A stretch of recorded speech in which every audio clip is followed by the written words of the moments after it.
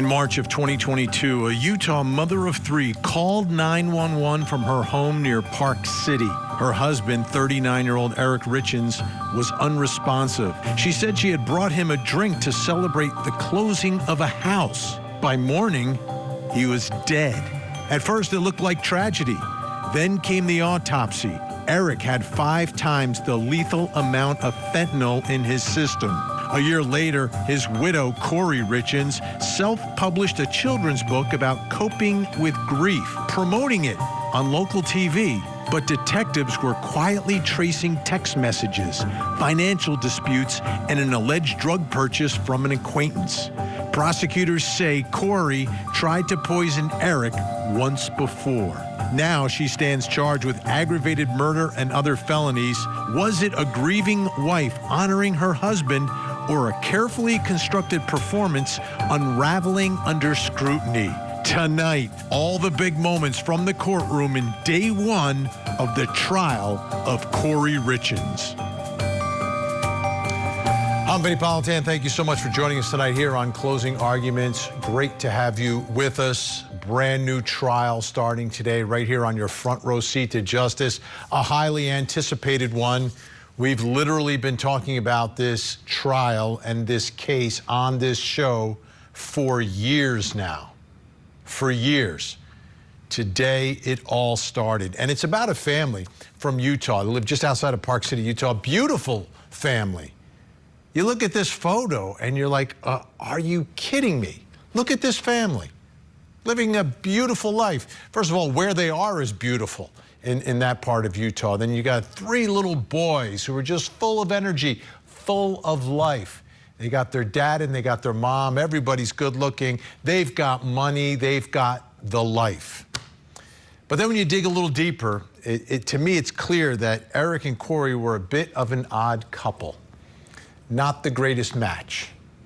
You know, you look at the picture and say, okay, they might match. But then when you dig a little deeper into their lives, where they come from, how they comport themselves, very, very different, right? Kouri was very traditional, hardworking, building a very successful business. His wife, Kouri, he met her. She was working at Home Depot. He was picking up supplies one day for his company. They hit it off, right? And she goes from there to being the wife, to being the mom, to now she wants to become a business person, a businesswoman, right? And she ends up getting into like real estate and house flipping, but she becomes a floundering house flipper and is just losing thousands, tens of thousands, hundreds of thousands into the millions of dollars of debt because she's just not good at it. And he realized it, you know, he's like, okay, here's some more money. Why don't you see if you can get it going? Then finally, enough is enough. Like, we've got to continue to live this beautiful life with our beautiful family and our beautiful home. We can't be trying to become, you know, an HGTV star. It's not happening. You're just not good at it, honey. Stop already. But then Kouri died from a fentanyl overdose. How did that happen? That's what the trial is going to be all about. Was Kouri someone who was suffering from physical pain? Yeah. Was he someone who maybe got hooked on some of those drugs, and then when the doctors didn't give him enough, he had to go to other places to find the drugs, and then unbeknownst to him, he got a dose of whatever he was looking for, and it was laced with fentanyl, and he just died. It was tragic. We've seen it all over this country, unfortunately, hundreds of thousands of times. Is that what was happening here? Or is this a wife? Was this a wife who wanted her husband dead, who was forging documents because she wanted the money, because she knew she was in debt, her husband wasn't going to help her, she wanted to get a whole brand new life as this house flipping superstar real estate Wonder Woman, mother of 3, running this big business. And if he's dead and I got his money, I can do it. Well, that's what prosecutors are saying. So, like many of the spousal murder cases that I've covered through the years, the case starts, the investigation starts with a phone call. It happened in the staircase. It happened in Scott Peterson. It happened in, oh, I don't know, Rabbi Newlander. It all starts with a phone call, and then we listen to that 911 call because it is the spouse calling about something wrong with their husband or wife, and they end up being the defendant in all of it. So listening to the 911 call becomes extremely important. Is this person legitimately distraught, or is this person play acting? Well, the 911 call was played today that Kouri Richins made. You be the judge. Take a listen. 911, what's the address of the emergency? My husband's not breathing. He's cold. Okay, what's the address?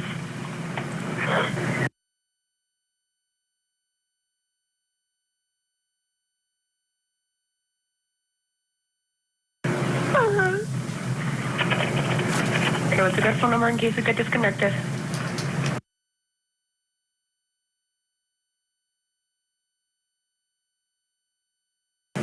Okay, it's going to be in Francis. Okay, tell me exactly what happened. I don't know. I just came in. I was sleeping with my kids. Okay, I can't understand you. I need you to take a deep breath. What's going on? I don't know.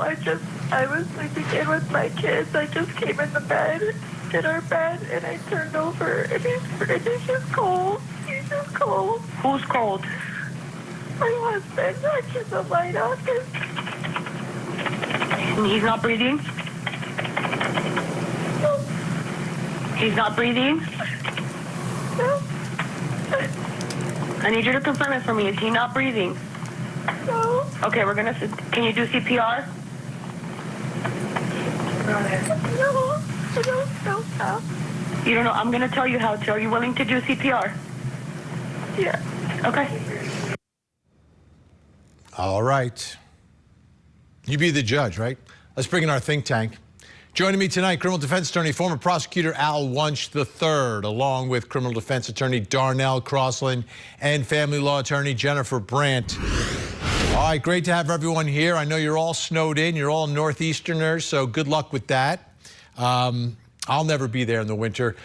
The 911 call. I mean, I've covered dozens and dozens of spousal murder cases where one spouse becomes the defendant, but they're the ones making the 911 call. And to me, it's an opportunity for judgment here. And I think the jury will do the same thing. Al, what were you hearing in Kouri Richins' 911 call? Well, first of all, greetings from Eagle Cliffs, New Jersey, where we had 27.5 inches of snow, and I'm in my winter lair. So what did I hear? I didn't hear. It sounded very forced. It did not sound natural. It did not sound like someone who was panicking because this is what the situation was. There was not that angst in her voice. Okay, it just seemed very put on. So it didn't seem, anything clear or convincing to me with regards to that. And if I'm not mistaken, I thought she had some knowledge of CPR or something along those lines. And then in this, she's saying, no, I don't. And I think, oh, okay, we'll teach you how to do it. But it didn't sound to me like it was authentic. It sounded very put on. Darnell. Yeah, I was hoping a 911 call operator would say to her, hey, listen, if we wrap this up quick enough, would that be helpful for you to get back to house flipping? And also, can you talk a little lower so we won't be able to help you and you can just go ahead and die? You can get your plans, to perfect your plans. She clearly wasn't sounding panicked. I'm trying to turn him over. I'm trying to do CPR. Can you help me do CPR? Can you come quick? These words, come quick. She was the poorest actor. And like you said in the opening, we saw a lot of these 911 calls that are made by the spouse. They're a lot more believable. Here, she wasn't urgent. She didn't want help. They said, are you willing to do CPR? She barely said yes. So she didn't want help. She was a poor actor, and it's not going to be looking good for the jury. Jennifer Brandt. Vinny, can you believe we all agree for once? I do agree with Alan Darnell that it was probably one of the worst cases of acting that you've heard from all these other cases that we've talked about, where a spouse, calls the 911 operator. She just agreed. She didn't sound like she had any urgency to her voice. She didn't really even sound that upset. Seemed like she was fake crying. And, when she kept saying no in that little voice, no, no, no, is he breathing? Someone who is truly in a panic would have been screaming, please get help now, send somebody, my husband isn't breathing, and would have been hysterical. She was sort of, didn't rush this situation, kind of just put on a good show, or tried to put on a good show. Wasn't that good. All right, let's get to the opening statements. Can I mention? Yes. Can I mention this point? When they try to put in so many details, when you try to shoehorn in all these details, what did the 911 operator need to hear? I was in with my kids, I was sleeping with them, I was with them, and then I came into my bedroom, and then I got into the bed, and then all of a sudden I felt he was cold. Okay, that is rehearsed.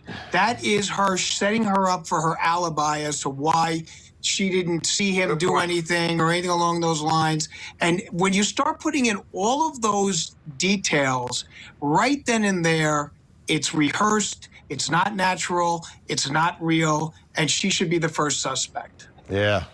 Well, Vinny, whatever cave Al is in, he should stay there because he's very on point tonight. yeah, in his lair, he's very much on point tonight. All right, let's do this. Let's get to the opening statements. Today's day one of the trial. Here's prosecutors laying out at least part of what they believe the motive was for this alleged murder.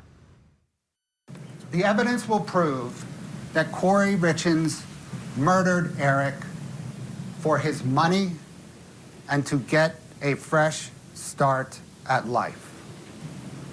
More than anything, she wanted his money to perpetuate her facade of privilege, affluence, and success.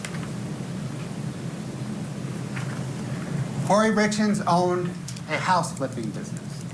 She would purchase, rehab, and resell homes. She presented herself to friends and business associates as remarkably successful.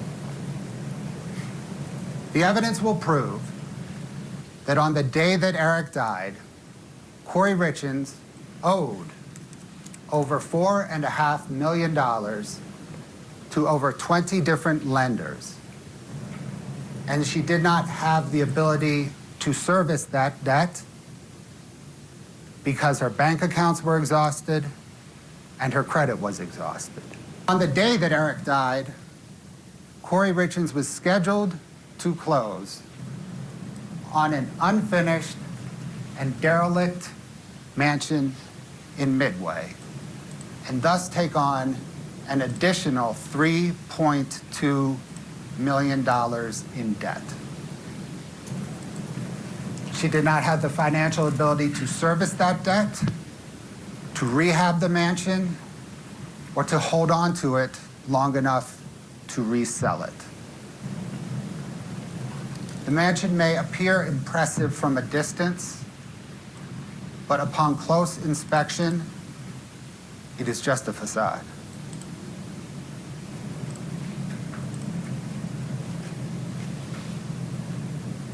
On the other hand, on the day that Eric died, his estate was worth over $4 million. And the evidence will prove that Kouri Richins believed she would inherit it all. She believed that she would inherit Eric's $2 million interest in a stonemasonry business, an interest that a prenuptial agreement prevented her from getting any part of if they divorced, but permitted her to get all of if Eric died while they were married. The prenup. A lot of people can say, well, just get divorced, you don't love him anymore. Well, the prenup would have prevented a lot of this. Darnell, what do you think of the money motive here? Money is always at the centerpiece. And if you're going to have a situation where a spouse is questionable when it comes to the death of her husband or wife, they're always going to look to life insurance, money problems, etc. So 100%, I don't have anything wrong about looking there. The prosecution was level. Their tone was level. They focused, they laid it out in terms of what she needed the money for, the things that would prohibit her from getting the money, such as the prenup, and the pathway towards the money, such as death. So I think the prosecution was on point to focus on the money, and the way they laid it out was on point as well. Jennifer, you think the prosecutor's laying out a story that the jury can understand, can follow, and ultimately potentially believe beyond a reasonable doubt? 100%, Vinny. I mean, money is at the center of everything. They had a prenup. She couldn't simply divorce him. It wasn't going to work. She wasn't going to get any money from him. And she was in so much debt that she could never dig herself out without a big, life. Can I ask you this, though? Can I ask you this, Jennifer? Is there a way to pierce that prenup, like with 3 kids and you've got a life together? The only thing she could go for is child support, but usually that's not going to be enough to sustain her, and especially because she had all this debt. She had $4 million in debt, and he had a $4 million estate, and she wasn't going to get at it any other way other than him dying during their marriage. So I think that's pretty clear why she did this and didn't simply opt to get divorced from him. One more. It's just a shame that he. Yeah. One more follow-up though, Jennifer, because we have you. Your family law. This is in your right in your sweet spot. If a couple, like if she's got debt and they divorce, does the debt get divided just like some of the marital assets would get divided, or is it not so crystal clear like that? Typically, in a divorce, it would, but when you have a prenup, not necessarily. If, along with keeping your separate assets in a prenup, oftentimes we state that you'll be stuck with your debt as well. So it's very likely that she would have been stuck with that and wouldn't have gotten any way out. And no way to help her, no way out other than to do what she did, which wasn't a good way out, but. Vinny, if I could just add to that point, one, I would say that, Jennifer may not have prosecuted a case in her life, but she is the expert when it comes to this family law stuff. So I won't even get in that space. But I would add that this wouldn't have been a pathway towards the relief that she was seeking, because even if she would have got divorced, and a lot of times, I've dabbled in that space. On the financial affidavit, we list all of the individual's debt. And if we come to an agreement, we say, you'll be responsible for your debt, blah, blah, blah. In this particular case, even if the debt was paid off, she still needed to get to that money. So if they would have got divorced, the debt could have been paid off, but she wouldn't have gotten to the money. And the money is what she needed to continue to build those castles or flip those other houses. So that wouldn't have been a good pathway. She needed him dead to get to the bag. All right, Al, wrap us up here on motive. Would have been all right with that. Well, the motive the motive is always going to be either infidelity or money, and this one you got both. So it's a perfect situation. It goes right to the heart of the issue. I don't think that if they had gotten divorced, he would have assumed all that debt, because a lot of it was done behind his back. A lot of it was done. There's a mortgage fraud case against her and some other things along those lines. So his name has probably been forged on a number of documents that would have made it a situation where he wouldn't even have known about all of this. And it was starting to come into a position where it was going to crash. And so what's the best thing to do? Get rid of him. All right. We're keeping the think tank tonight. They're going nowhere. When we come back, we're going to take a listen to the first witnesses who testified. Some interesting stuff there and some real tension inside the courtroom. Plus, coming up next hour. Tonight on Vinny Politan Investigates, an 84-year-old grandmother vanishes from her Tucson home overnight. Blood is found outside, and investigators say Nancy Guthrie did not leave on her own. What does each frame of the video of the suspect reveal? Tonight, we investigate. This is the story of the Richins. Eric, a father of 3, met an untimely end, and Kouri, his widow, wrote a children's book on grief. She's also charged now with his murder. He was faced with betrayal and terror. I know her innocence. Is their story a tragic romance? Or a twisted tale of grief?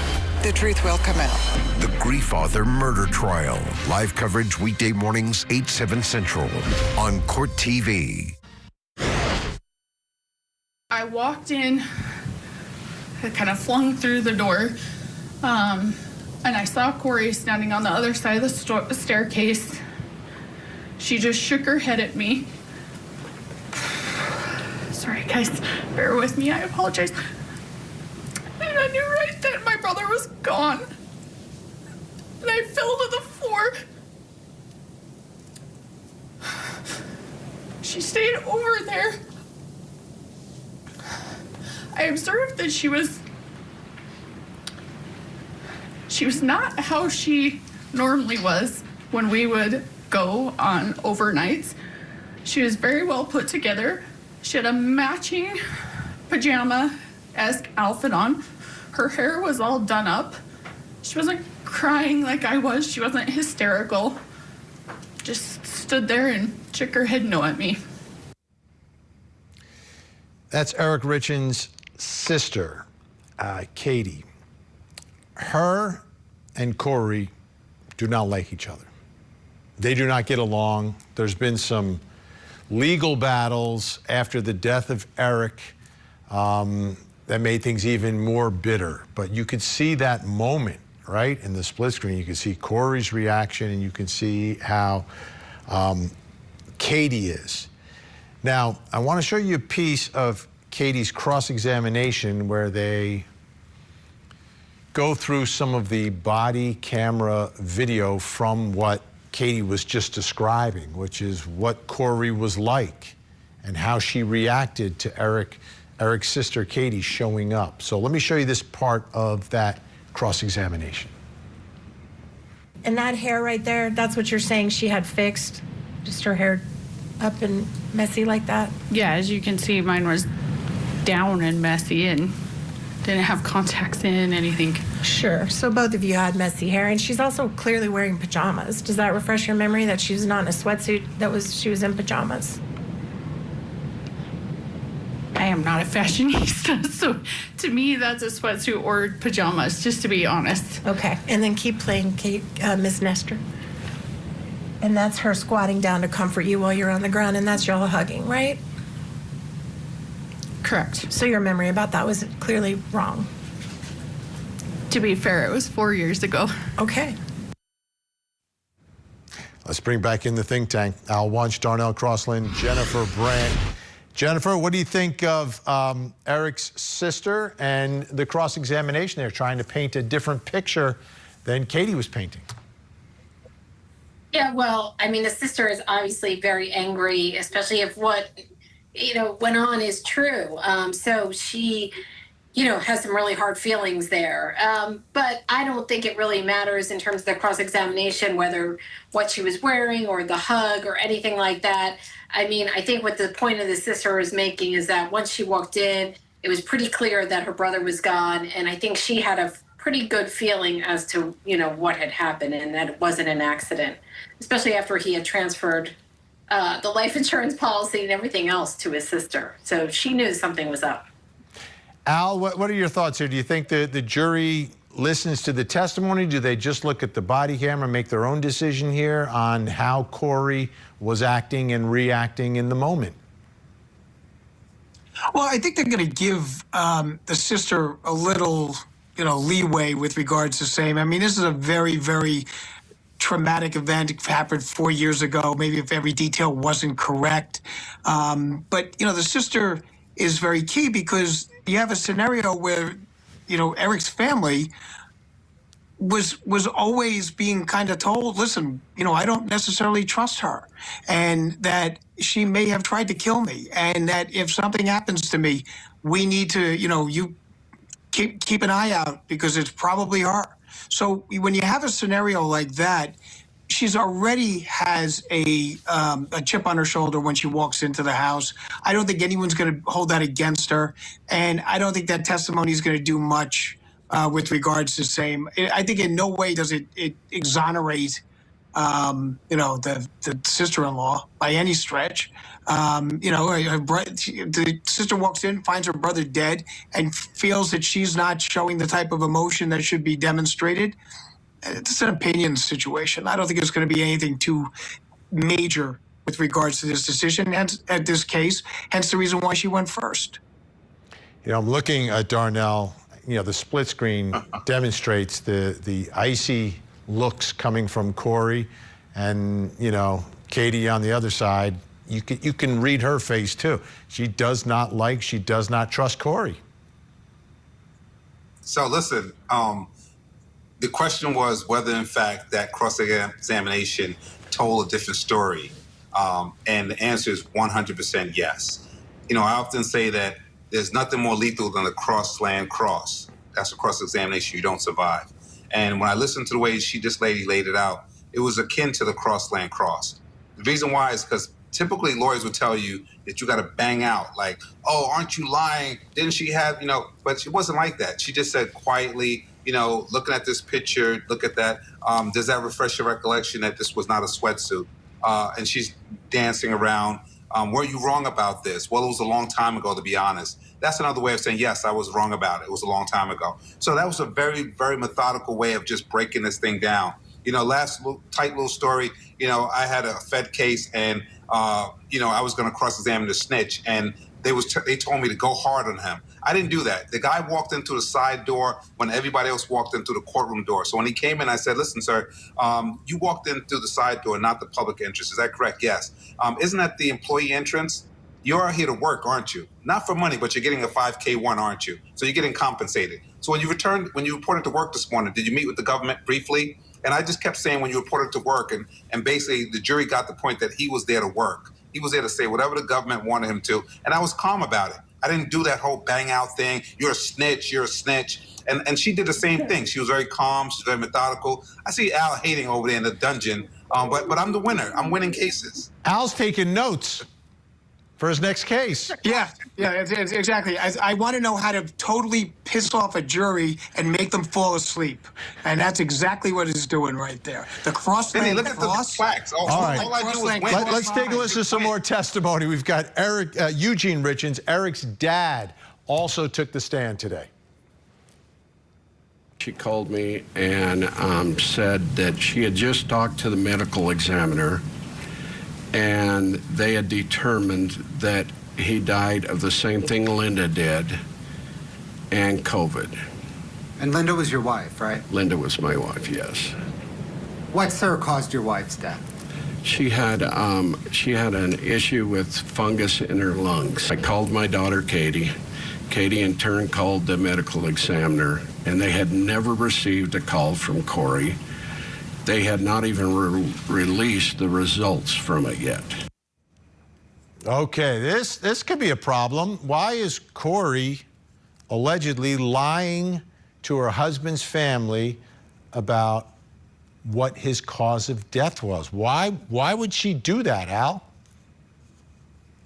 It doesn't make sense to me why she would do that, but it's one of those situations where this is a very cold and calculating individual who is not necessarily, warm and fuzzy. And she doesn't like the family. You can tell that she's not particularly enamored by the in-laws. And she has been treated, I guess, like an outlaw. And so, you know what? I don't need to tell them the truth. I don't need to be sympathetic with them. They're not sympathetic with me. They don't like me. Okay, so why should I go out of my way for them? It's a horrible way to be, but it demonstrates the type of person that she is. And that's going to score some points with the jury. With or without the crossland crossbow. The crossland cross. Cross Island. Yeah, well. Parkway. We got to take a break. When we come back, we're going to go into your sweet spot, Darnell. It's time for the defense opening. What is their theory of the case? You'll find out when we return.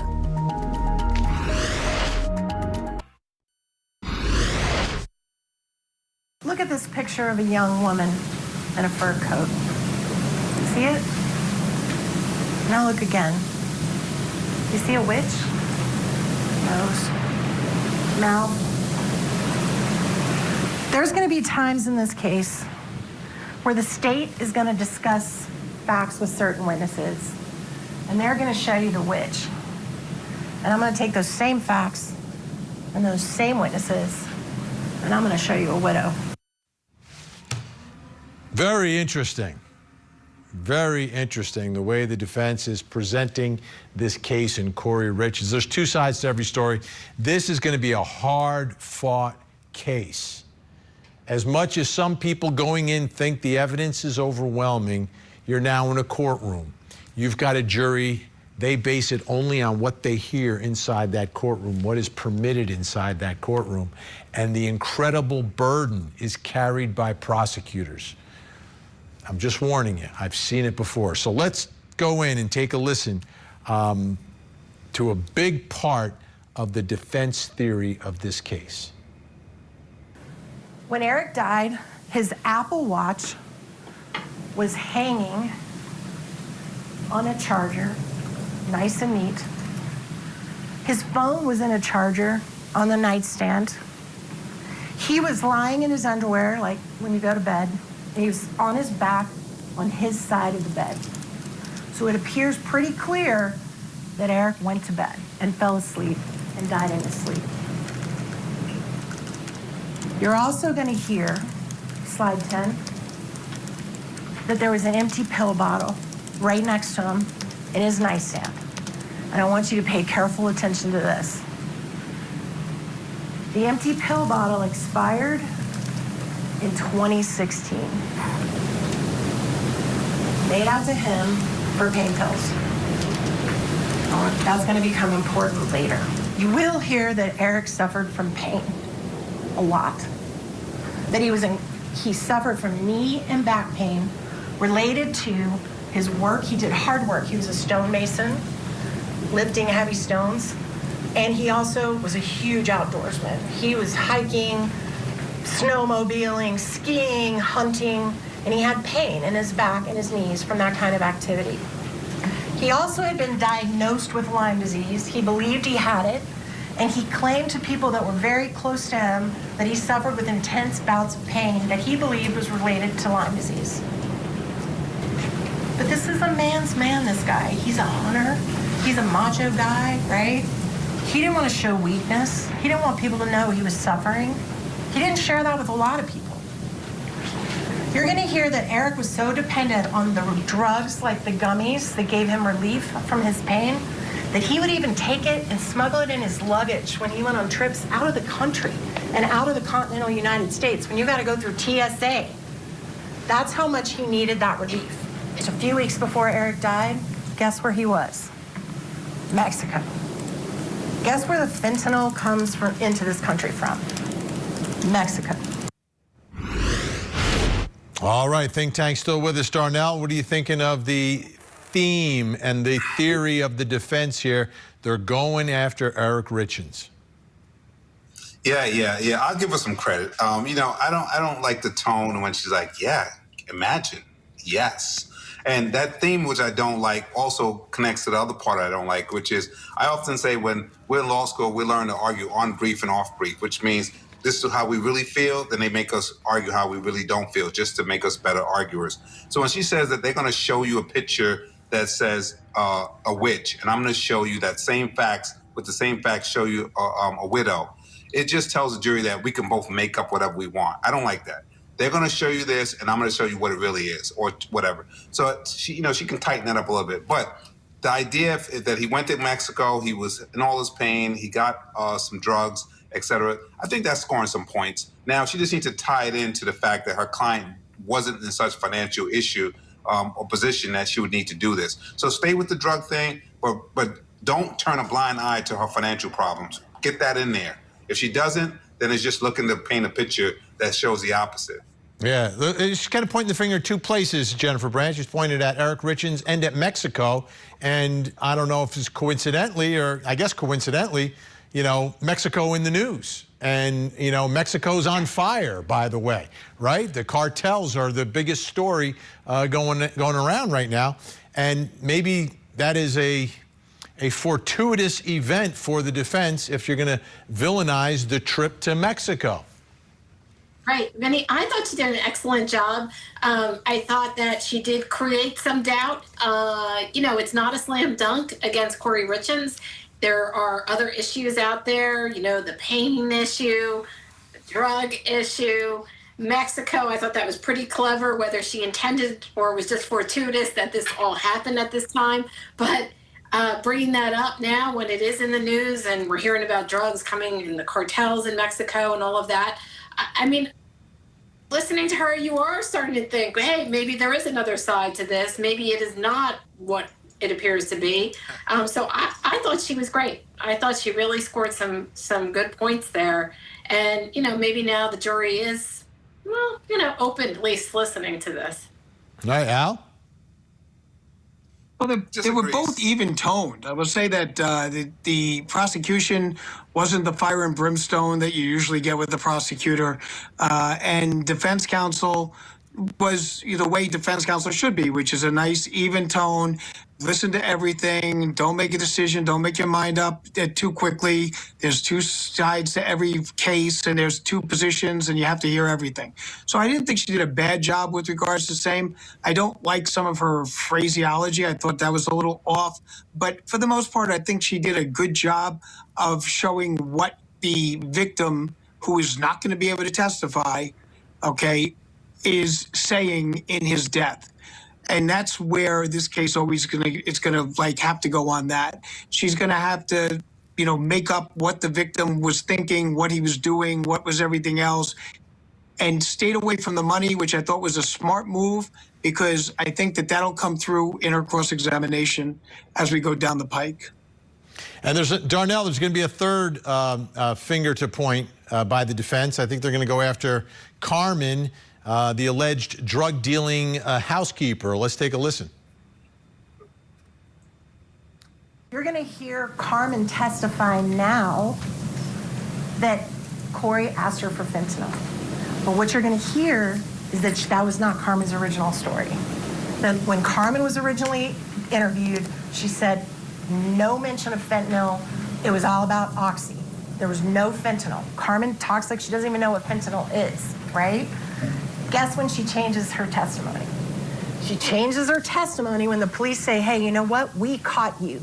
We caught you with drugs. We caught you with guns. And if you don't say what we want you to say, you're going to jail for a really, really long time, federal and state. But we're going to give you a ticket. We're going to give you a free ticket to get out of all the trouble you're in. But you got to say Kouri said fentanyl. And she changes her story. Darnell.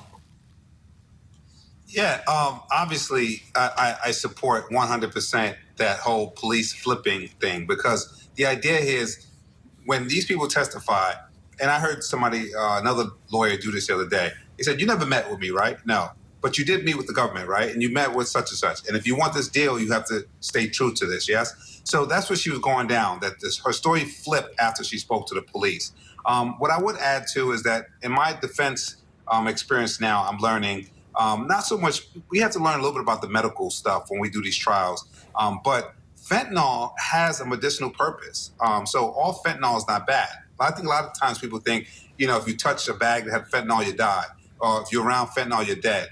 But fentanyl is medically prescribed to some degree. So it depends on how much and what type. So so when she's running to or away from fentanyl, I think the mindset is like, because this is a bad thing on its own. So I think, again, it's good to flip Okay, flip that let me do this, Darnell. I only have 40 seconds left. I'm going to split it 20-20. Jennifer first, and Al, you wrap us up. Oh, well, I mean, I agree with Darnell. I thought that it was pretty good about the fentanyl, but I don't know. I mean, you're saying that the witness flipped. We all know that she could have been in trouble. I'm not sure that was as effective as what she had done earlier. I kind of thought the previous part was better for me. Vin, when you're on the defense, you throw the rocks as many as you can, and you hope you hit something. She's throwing a rock right now that may hit with the jury, and that's the maid that's selling fentanyl. Yeah, or you throw the spaghetti against the wall. But if the prosecutor has cooked it al dente like you're supposed to, none of it will stick. All right, Al Wunsch. Yes. Darnell Crossland, Jennifer Brand, great to see you. When we return, I will reveal something else you need to know tonight. Plus, coming up next hour.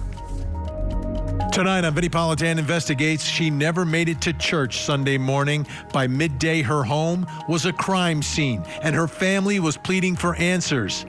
Then, a video of the suspect is released. What does each frame of that video reveal about the abduction of Nancy Guthrie?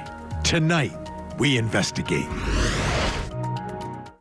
This is the story of the Richins.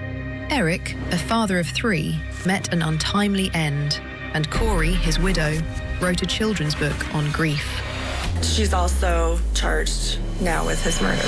He was faced with betrayal and terror. I know her innocence. Is their story a tragic romance? Or a twisted tale of greed? The truth will come out. The Grief Author Murder Trial. Live coverage weekday mornings, 8, 7 Central on Court TV.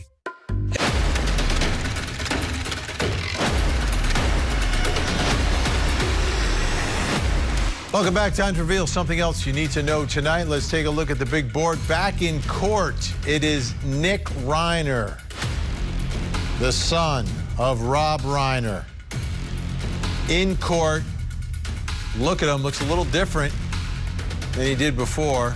Had some mental health issues, but was back in court today for his arraignment. Let's take a look. Good morning, Mr. Reiner. And how would you like to proceed at this time, counsel? The court has, and I'll just make a record, the court has, we addressed the request for media coverage off the record. Court just orders that there's no live streaming and no live transport, no live transmission, and no filming of anyone in the gallery. We'd like to go forward with the arraignment at this time. Thank you. And on behalf of Mr. Reiner, do you waive full reading of the complaint, advisement of rights, including armed forces and veterans' rights, enter a plea of not guilty, denying any and all special allegations, enhancements, and priors? Yes, Your Honor. A plea of not guilty is entered on behalf of Mr. Reiner. Counsel's requesting April 29th as 0 of 30. April 29th, 2026 as a 0 of 30 calendar days. Yes. And may I take a waiver from your client at this time? Yes, Mr. Reiner, you are entitled to a speedy preliminary hearing. That's a preliminary hearing within 10 court days and 60 calendar days of your arraignment. Your arraignment is today. Do you understand, waive and give up those rights so that your matter may be continued to April 29th, 2026 as a 0 of 30 calendar days, with the understanding that your preliminary hearing may commence within 30 calendar days of April 29th? Yes. And does counsel join in that waiver? I do. The court finds that Mr. Reiner has made a knowing and intelligent waiver of his right to a speedy preliminary hearing within 10 court days and 60 calendar days, and that his counsel of record joins in that waiver. Defendant agrees that the next court date of April 29th, 2026 is a 0 of 30 calendar days. The matter is assigned to, for all purposes, by the supervising judge of the criminal master calendar. The matter is assigned to, for all purposes, to Judge Sam Oda in Department 108. I think a big part of the way this case will progress is based upon how the siblings are reacting to all of this. I think they'll have a big say, even though it's the people of the state of California, they'll have a big say and influence in the way this case is handled. We'll keep an eye on it. I need you to keep an eye on the TV screen right now because we have a missing child who needs your help.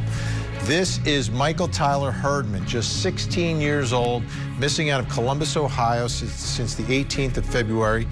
If you see Michael, pick up the phone, make a call, make a difference, 911, 1-800-THE-LOST, or you can call the Whitehall Police Department in Ohio. That number is up on your screen right now. Let's see if we can get Michael to a safe place tonight. Don't go anywhere. We have another hour of live true crime. Vinnie Politan Investigates is next. In the meantime, please don't forget to hug the kids.